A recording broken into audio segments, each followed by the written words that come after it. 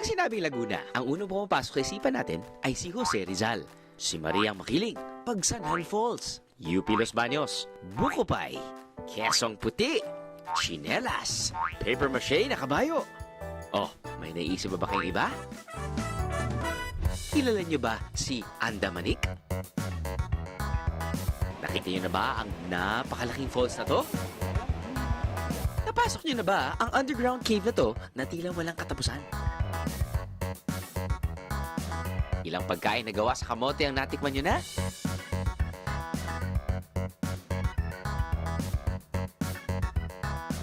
Ang pandan dito, hindi nilalagay sa kanin, kundi ginagamit na material sa iba't ibang produkto.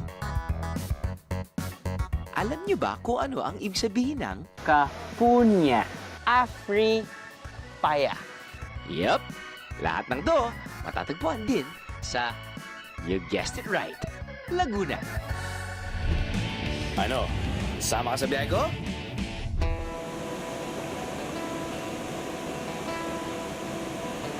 Welcome to Bumbungan Eco Park dito sa Cavinti, Laguna. Ang tubig sa ilog na to ay galing sa Bumbungan River. Dati raw daanan ng parting ito ng ilog, kaya may kalsada. Pero nang tumaas na ng tumaas ang tubig, nagdesisyon na silang gumawa na lang ng tulay sa ibabaw nito.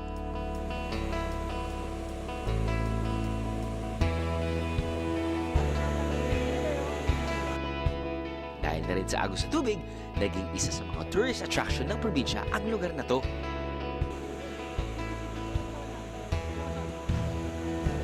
Dito rin sa Eco Park ko natikman ang isa sa kakaibang ulam ng Cavinti.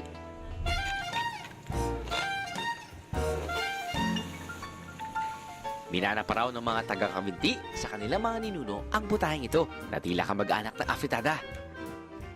Yup, biyeros, halos pareho ng sahog ang dalawang putahe maliban sa karne ng kalabaw at papaya.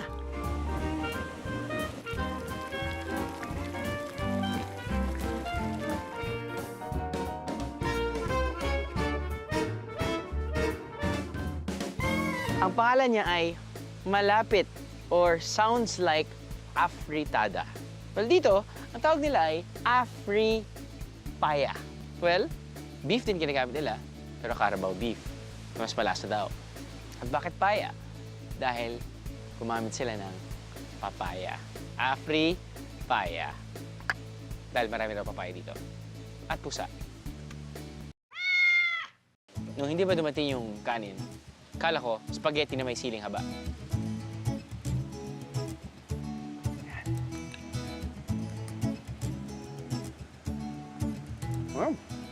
Ano ba feeling ko bagay pa dito? Mas may sili. Sili libuyo. Medyo may konting anghang.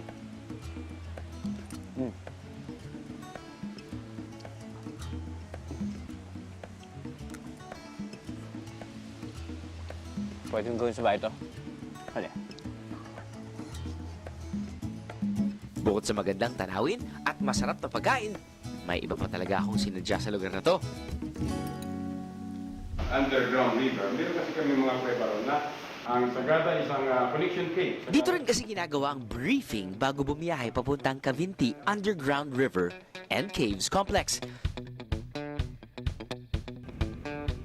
Mahigit isang oras ang biyahe, dadaan ng ilog at habang tumatagal, nagiging mas malubak at malambot ang daan.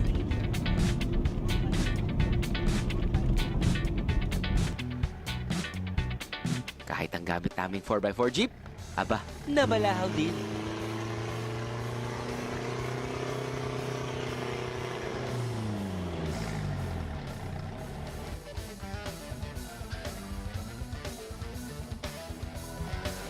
Yung 4x4 medyo hirap eh.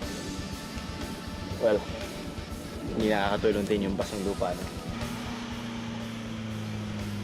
Buti na lang, hinaka natin mga 9K. Sabi nila total distance is 25. Which means, meron ba tayong 15K? Takbohin na natin to. Matapos ang konting aberya, tuloy ang biyahe.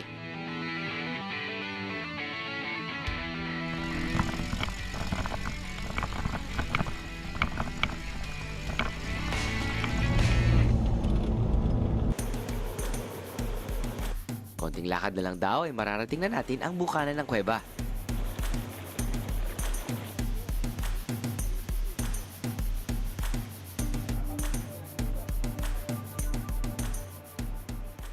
Dito, maluwag pa ang daanan. Habang tumatagal, kumikipot ang mga lagusan. Pero pagdating mo sa loob, maluwag at mataas naman pala ang kisame ng kuweba.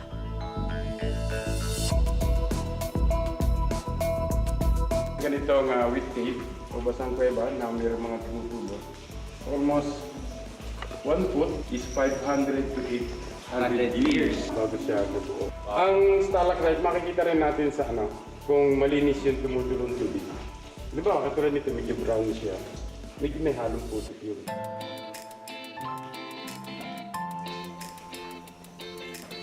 Kapag yung talaga malaki na ang tubig, may lumalabas dyan. Tubig.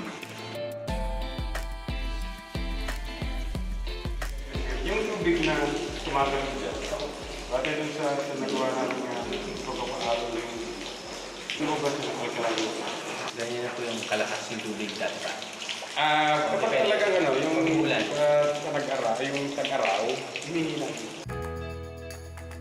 May bahagi rin ng kuweba na naging low ceiling bigla dahil sa sobrang kapal at dami ng stalactite. Yung pinaka-studio namin, dito mahilig magpa-picture.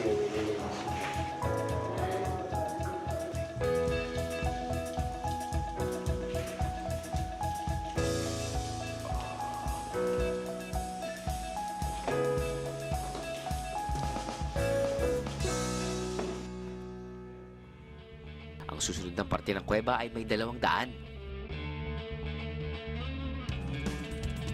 Pwedeng gumapang sa masikip, pero tuyong parte. O maglakad sa kabila kung saan hanggang bewang ang tubig. Choose your own adventure ito.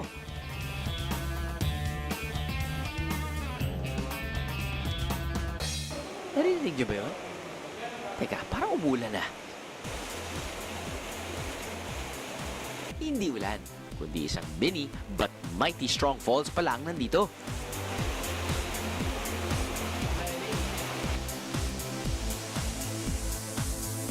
Marami pa rin maaaring puntahan sa loob ng cave system na to, pero hindi ito kakayanin sa loob ng isang araw. Well, that's another reason to come back to Cavite.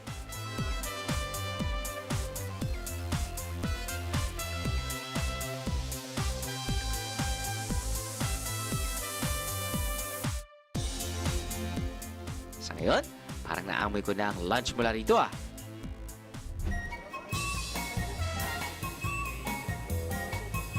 Ano pa nga bang masarap gawin pagkatapos ma-experience ang kuweba? Mag-doodle fight na. Tira!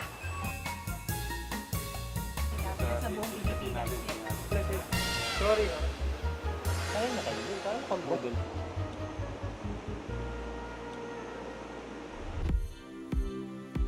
Para naman sa mga D-trip mag-caving, dito na lang kayo sa fishing village nito mamamasyal.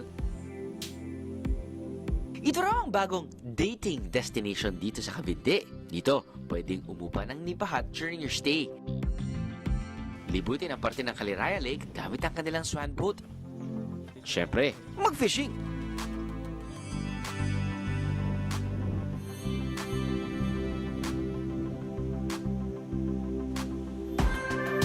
Para naman sa gusto ng peace and quiet, why don't you visit the Japanese Garden?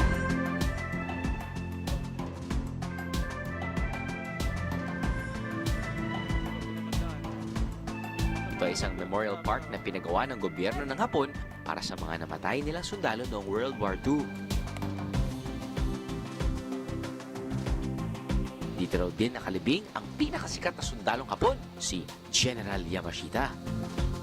Bawal maghanap ng kayamanan dito, okay? Pwede lang mamasyal.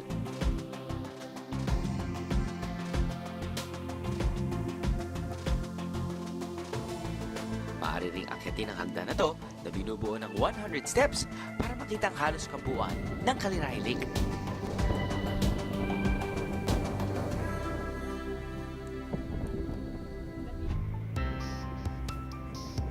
Isa naman sa dinarayo ng mga turista ang Transfiguration of Our Lord Parish Church o Cavinti Church. Ayon sa mga kwento, dito itinayo ang simbahan dahil may magkapatid noon na nakita ang imahe ng El Salvador del Mundo o Divine Savior of the World dito. Ang unang simbahan ay itinayo noong 1619, samantala ang kasulukuyang simbahan naman ay natapos noong 1834. Gutom na ba kayo? Pues, mas matatakam pa kayo. Tilapia. Ibang klaseng kulay ng tilapia na ito, ah. Ano? Sama ka sa biyahe ko? Ano? Sama ka sa biyahe ko? Para sa mga grupo na naghahanap ng lugar para makapag-bonding, then Caliraya Mountain Lake Resort is perfect for you. They have facilities for groups who are into team building.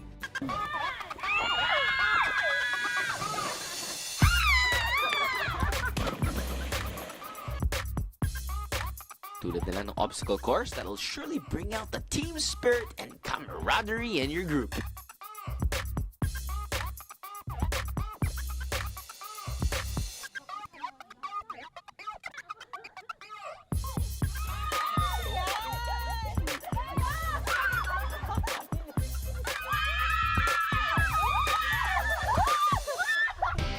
Pero kung nag-iisa ka lang or with a date, may activities din sila na swak dyan.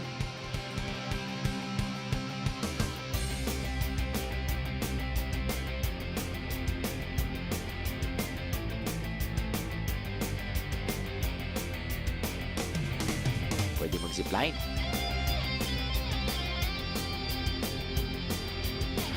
Kayaking sa lapot-lapot.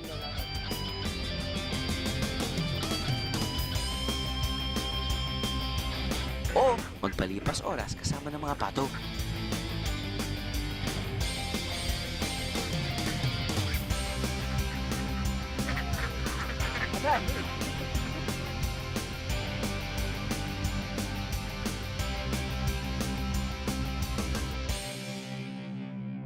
evening mga biyahero, nandito tayo ngayon sa Caliraya Mountain Resort. And usually, ang kanilang ino-offer ay Filipino and Korean. They also have Korean customers. Maraming nag-golf dito ng mga Koreano. Pero yung mga Filipino, syempre nandiyan yung mga Filipino comfort food. You have crispy pata, you have pinakbet, you have sisig. At dahil nga yung lake nandiyan lang, meron tayong mga freshwater fishes katulad ng tilapia. Ibang klaseng kulay ng tilapia na ito, ah. But we also have pangasius or cream dory. And yung cream dory na niluluto ni Kuya ngayon ay, I guess, Korean style ba yan, Kuya? Parang ganun. And usually, di ba, that's a style of cooking ng mga Koreano. And also, even mga Japanese. You can actually cook it yourself. Or, syempre, you can just ask them to cook it for you. But for me, parang okay din na, sige, luto ka lang dyan, tapos usap-usap ka sa mga kaibigan mo, pamilya mo. We shall try our Filipino favorites.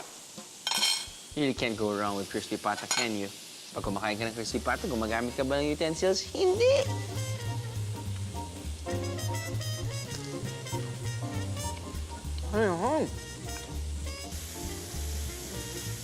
Adjust. Lagyan natin ng konting butter. Garlic. Lagyan natin rin, baka mag-work eh.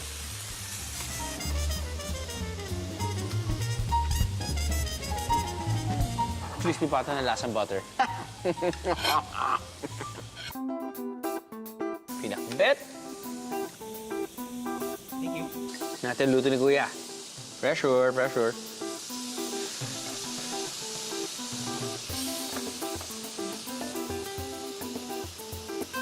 Pwede pang pulutan. Eh, mukha naman halos na kinakain natin, pampulutan eh. Mukha natin sisig.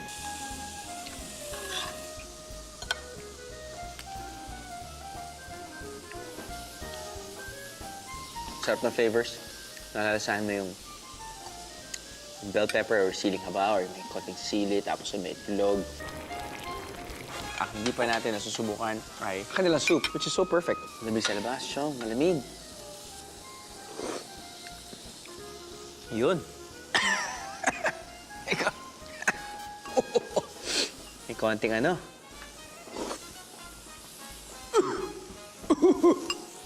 Yun yung hinahanap ng katawan ko.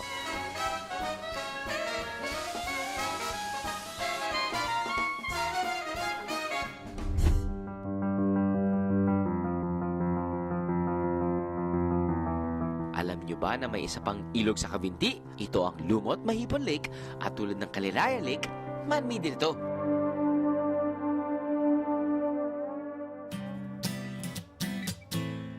Bukod sa kamote, ang isa pang halamang sikat sa parting ito ng Laguna ay ang pandan. Yup, pandan po ang naglalakihang pulong ito. At si tatay ay nag-aakit ng pandan para gawing raw material sa isa pang produkto dito sa Laguna.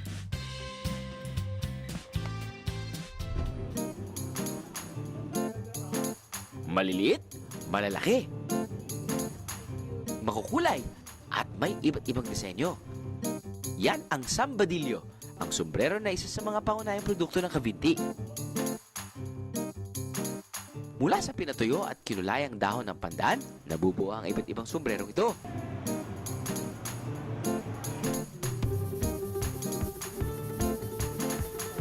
Ito raw ang madalas na pinagkukunan ng pangkabuhayan ng mga kababaihan dito sa Cavinti.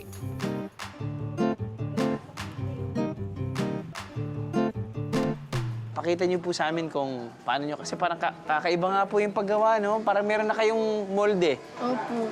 Pagka po ito yung gagawin, kailangan may molde na po siya. Ay di, magsisimula po tayo dito sa kung tawagin namin ay puyo. So parang yung puyo dito sa, di ba yung, oh, okay. Nagpupuyo muna tayo. Tapos pagka po, ganito na magiging itsura niya. Pag medyo malaki na, pwede nang isuot sa molde para mahabi ng may korte at doon na to tatapusin hanggat maging ganap na sombrero. Ang iba pong nagagawa pa ng pandan, din na naging produkto din ng bahay ng Cavinti, ay ito pong bag. Tulad ng kanilang sombrero, may iba't ibang disenyo rin ang mga bag. Pwedeng lagay ng alak. Ooh, okay. Ito parang sinusuot ng mga Koreano pati mga Hapon, eh, no? Oh, alam na mga biyero, for your pasalubong needs, huwag kalimutan ang mga pandan products mula sa Cavinti.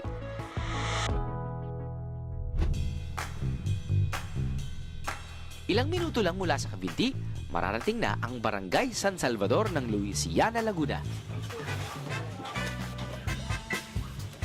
Sikat din ang pandan dito dahil ito ang material na ginagamit nila sa paggawa ng bayong.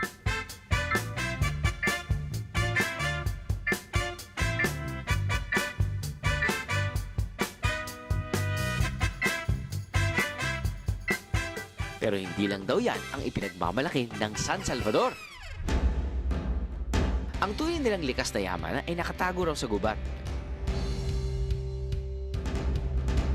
Kung gusto mong makita to, dapat handa kang maglakad ng 1 oras. At matapos ang bonggang paglalakad, ito ang sasalubong sa'yo. Sa Katutak na Falls.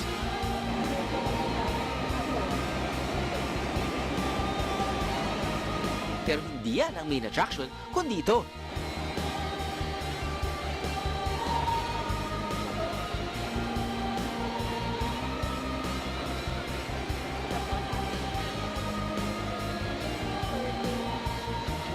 Ang Hulugan Falls, 70 meters tall at kahit saan ka pumwesto, siyak, basang-basa ka.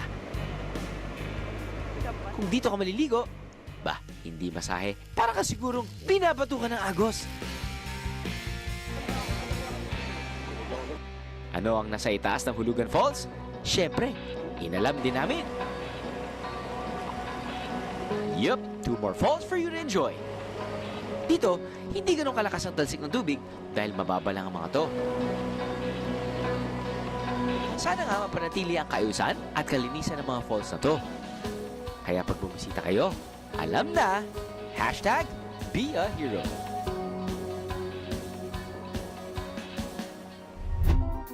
Mga pagkain gawa sa kamote, patay tayo dyan! Yan yung tinatawag nilang kapunya. Bakit kapunya? Kamoteng kahoy, puto, at, you guessed it right, pinya. Interesting, no? At bakit nga ba ang mahal ng telang ito? 12,000! Ano? Sama ka sa biyahe ko? Ano? Sama ka sa biyahe ko? Mula Cavinti, Laguna, maaari na rin mamasyal sa mga katabing munisipyo ng probinsya tulad ng Kalayaan. Sikat naman ang lugar na to dahil sa kanilang pangunahing produkto, ang kamoting kahoy. Katunayan, tuwing buwan ng Marso, ipinagdiriwang nila ang pista ng kamoting kahoy. Dito hinihikayat nila ang mga taga-Kalayaan na gumawa ng mga bagong putahe o pagkain na ang pangunahing sahog ay kamoting kahoy. At yan na nga ang inihain sa akin ng mga taga-Kalayaan. You think it's potato salad? It looks like potato salad, pero yung patatas ay pinilitan ng kamoting kahoy. Tulad ng pangkaraniwan potato salad, nariyan ang mga nakasanayan na nating sahog. Ang putaheng ito ang nanalo ng first prize sa kanilang taunang paligsahan. Eto, nako, interesting. Dahil pinaghalo yan ng 3 main ingredients. Kaya yung tinatawag nilang kapunya. Bakit kapunya? Kamoting kahoy, puto, at, you guessed it right, pinya. Interesting, no? Ito ay pichi-pichi. Pichi-pichi made out of kamoting kahoy. Ito ay suman made out of kamoting kahoy. Some fried, crunchy chips made out of kamoting kahoy. Ang kanilang nilupak made out of kamoting kahoy with different flavors. Ito, ube, na may konting, feeling ko, parang cheese spread. Ito na yung ano parang pwede nang ulamin, hindi na panghimagas, no? Ito ay tinatawag nilang cassava roll. Na, usually, di ba yung chicken cordon bleu, gamit nila mashed potato, tapos sa loob may ham, may manok, may keso. Ito naman, parang ganun din, pero made out of kamoting kahoy, sa loob, may ground beef or pork. Ito, you guys know this. I guess, mas kilala to ilang dynamite, paputok ba or something. Basta ito yung siling haba na dinip-fry na may kasamang lumpia wrapper pero rin may kasamang kamoting kahoy. Tikman naman natin. Ito yung gusto kong tirahin. Naaliw talaga ako kasi pag may ubi color. Alam mo yun? So pag nilupak, usually sabay. Di ba? Usually sabay yan Pero tingnan natin.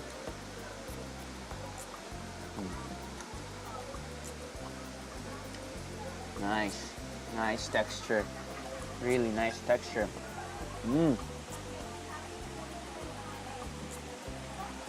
Wow. Pwede pang pasulubong to, guys. Ito rin yung medyo interesting. Kapunya. Ayun. Naturally, manggagaling yung tamis sa pinya.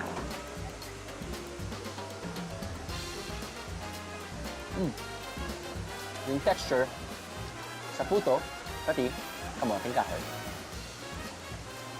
Diba sa buong Pilipinas naman, yun yung ginagamit nila. It's either malagkit na kanin, niyog, tapos yun sasama nilang prutas. Pero this is my first time to actually taste and experience this type of collaboration. Not bad at all. Ito ay suman na gawa sa kamoting kahoy. At ang suman na to, meron daw surprise. Yan. Aha! May bukayo pala. Yun naman pala yung surprise factor. Tingnan natin. Siyempre, pag may bukayo, may tamis na. Yeah. Alright.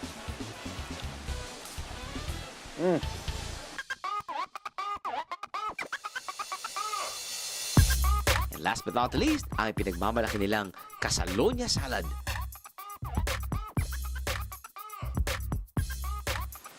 Siyempre, kamoting kahoy naman, wala siyang strong taste no? So kahit pa paano overpower siya ng mayonnaise, other fruits or other ingredients na kasama, but I guess kamoting kahoy kasi is more affordable than potato. Sana gumawa rin sila ng kamoting kahoy fries.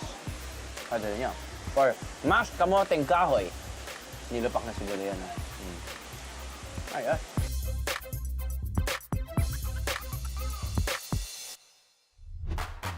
Siyempre, mas sumasarap ang pagkain dahil sa ambience. At perfect ang ating mga chibok sa ating backdrop, ang Kalayaan Twin Falls.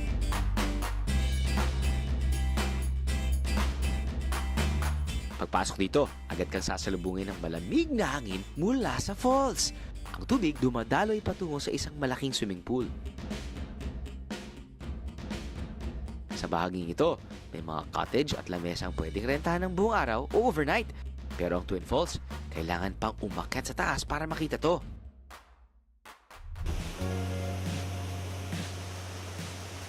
Dahil nasa paanan ng Sierra Madre, Mount Banahaw at Mount Makiling ang Laguna, parang pangkaraniwan na ang mga falls sa bawat bayan dito. Isa na nga dyan ang Twin Falls dito sa Kalayaan.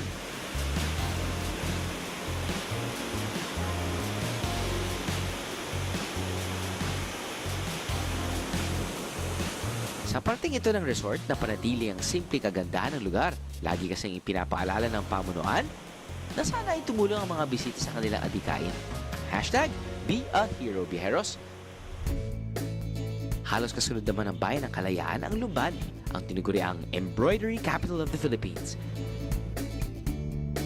Siyempre, hinanap ko ang pinakamagaling na bordadera sa bayan ng Lumban.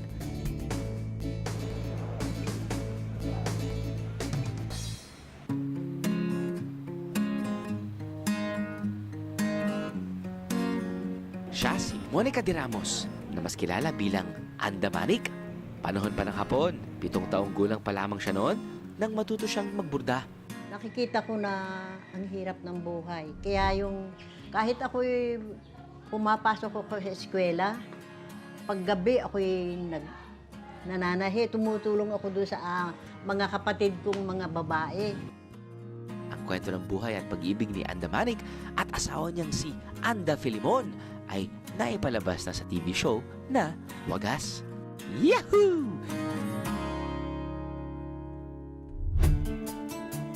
'85 years old na ngayon si Andamanik at mukhang wala siyang balak tumigil sa pagbuburda. Siyempre, hindi masyado na-appreciate ng mga ibang taong sumusuot kasi hindi nila nakikita kung paano binuburda eh. Ma'am, paano po ba? Gaano kahirap? Or ngayon siguro, gaano kadali na para sa inyo? Pero sa primero lang po habang nag-aaral ka, parang mahirap. Pero pagka ikaw ay may uwido talaga, tingin mo lang ay pwede mo nang gawin. Pagdating po sa disenyo, meron po ba kayong ginagaya o freestyle, kumbaga? Siyempre primero merong pattern. May pattern po ginagaya? Ilalagay mo dito sa ilalim. Mhm. Tapos saka ka magguguhit. Kaya ang ilalim may carbon. Pagkatapos ng design, lalagyan mo pa yun ng kung tawagin dito sa amin, bituka. Bituka? Bituka. Para tumambok.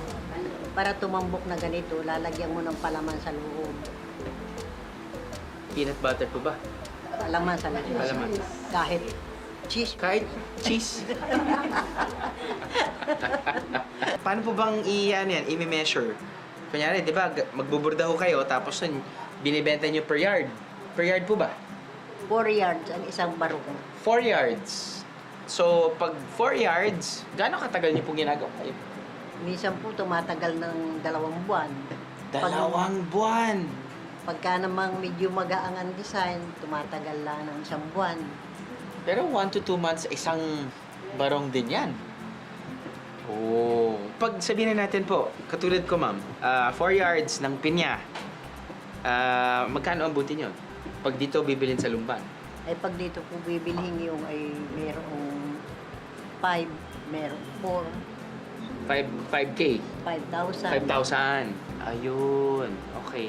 Hindi pa yari yung ganito pa lang. Kayo pa magpapayari. Opo. Kumbaga, minsan yun din yung nabibili ng tatay ko, ganun din eh.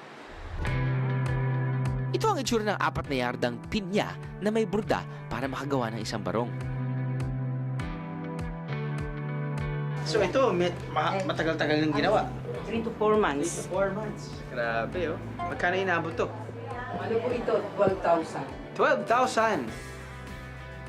Pero kung susuriin itong mabuti, halos tad-tad ng burda ang buong tela, kaya ito mahal.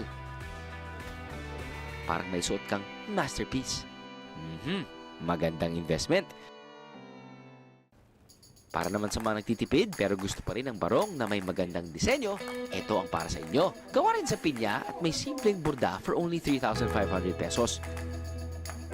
Hindi na po dito, no? Maari ring bumili rito ng mga ready-to-wear barong, terno o kimona, at kung ano-ano pang palamuti sa bahay. Kimona. Kwento ni Andamanik, sila raw ang supplier ng isang sikat na Filipino designer. Kaya kung tutusin, mas mura ang tela kung sa kanila mismo ibili. Mas maganda nang bumili sila dito kaysa... Eh, siyempre po, parang dito ay medyo mura. Pag ganito kamahal ang barong, paano kaya ito mapapanatiling maganda at maayos? Ito ang tip ni Andamanik. Ang barong naman, ang nadudumihan lang yung kwelyo. Yung kwelyo. Oo. Tapos yung namang pag naglalaba, naglalagay lang kayo sa batya na yung pulbos na pagdating doon, babasa imulan doon sa plangkana yun. Opo. Ito, kung ito yung tela, ganito lang po yung hindi yung kinukusot na Hindi ganito. pwedeng kuskus. So, Hindi. Gawa ng magagahin. oo. Kaya kung laban po yung ganyan, hindi naman nakakadumi talaga ito. Basta't alikabok lang, pawis. Kaya madaling labhan, madali din planchahin. Sana nga, maipamana pa ni Andamanik ang kanyang talento sa mga kabataan ng Lumban nang manatili itong pangunahin at may pagmamalaking produkto ng probinsya. Susunod, ito na ang pinakahihintay nyo, ang aming mga biyaherong tip para marating nyo na rin ang mga lugar na ito sa Laguna. Ano? Sama ka sa biyahe ko? Ano? Sama ka sa biyahe ko? Ang mga bayan na Laguna ng ating binisita ay nasa kabilang dulo ng probinsya. Gusto nyo rin bang bisitahin ang mga to? Well, listen up, biyaheros! Bali sa Manila po, marami po kayong makikitang terminal buses doon. Meron dun sa TAF kung saan makakasakay po kayo rutang biyaheng Santa Cruz. From Santa Cruz, biyahe naman po kayo ng jeep papuntang Siniloan para po marating nyo po tong Lumban, Laguna. Then meron po tayong other option, isang ruta po.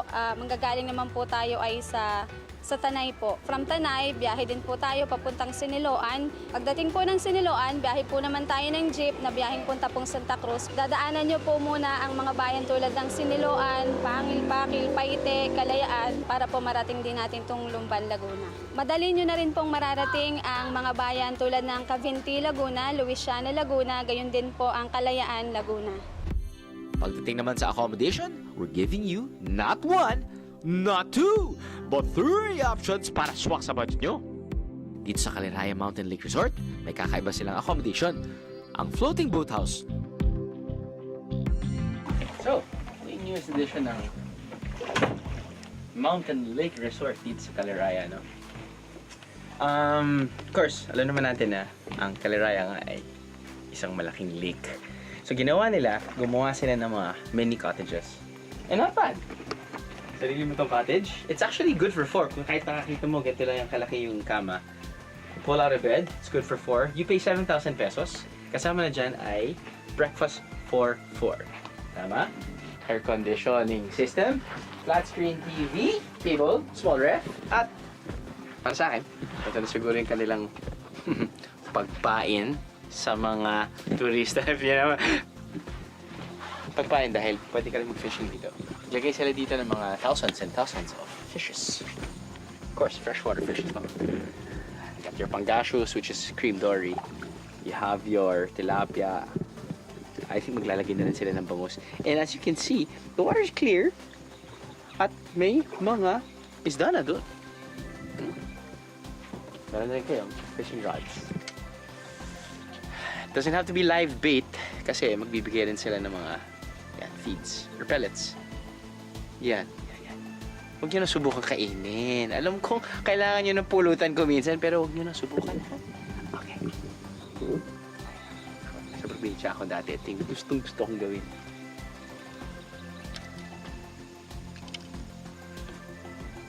Ito nakakatawa. Hindi ko naman kailangan malayo pa. Eh, nandito na nga yung isda, no? So, gawin ko. Yan na. Sit back. Relax. Just wait.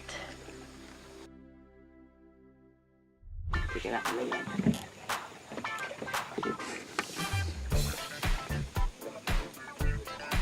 Mukhang walang kumakagat sa pain ko, ha? Teka. Ayan na.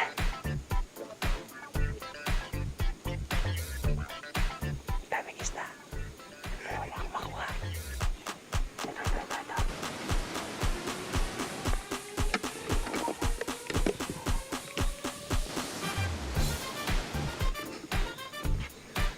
Tatagalan tayo dito.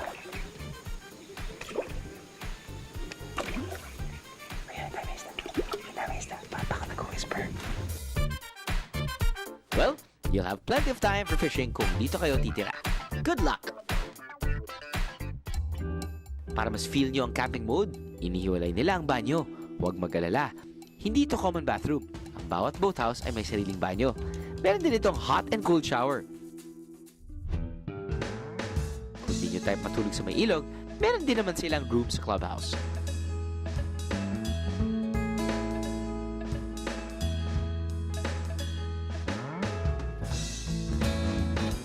Ang deluxe room na to ay good for 2 to 3 persons. May TV at sariling banyo. Meron din silang kwarto na good for 5 people na may 2 double beds at 1 single bed. Matatagpuan din malapit sa Caliraya Lake ang resort na to. Ang superior rooms nila ay may isang queen-size bed, air conditioning, closets, at flat-screen TV. Malawag at swak na swak naman para sa 4 na tao ang kanilang premium rooms na may 2 queen-size beds. Ang mga kwartong ito ay may napakaluwag ding banyo. Dito naman sa tabi ng Lumot Lake, matatagpuan ang resort na to.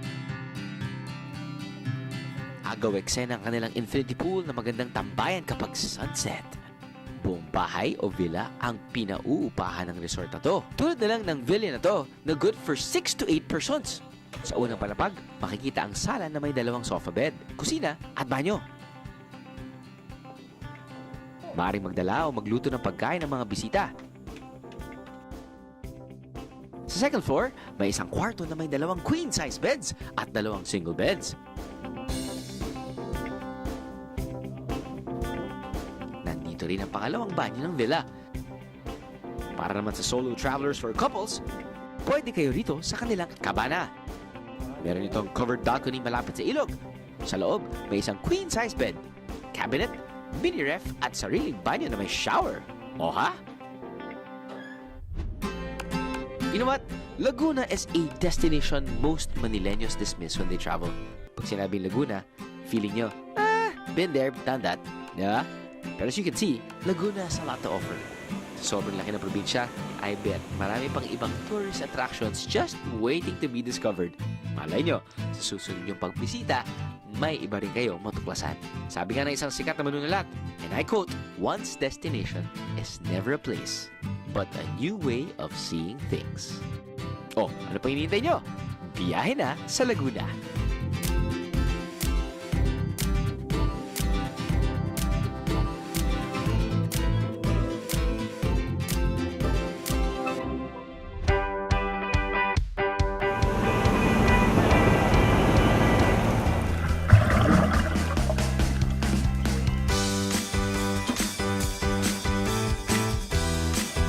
Sabi nila, buhay na buhay daw yung ecosystem dito. Sila daw ay may isa sa mga pinaka malupit na venom. Ano bang ginagawa natin dito? Siya, nakatingin na dito, sir. Mabilis siya, sir. Sir, mabilis ito.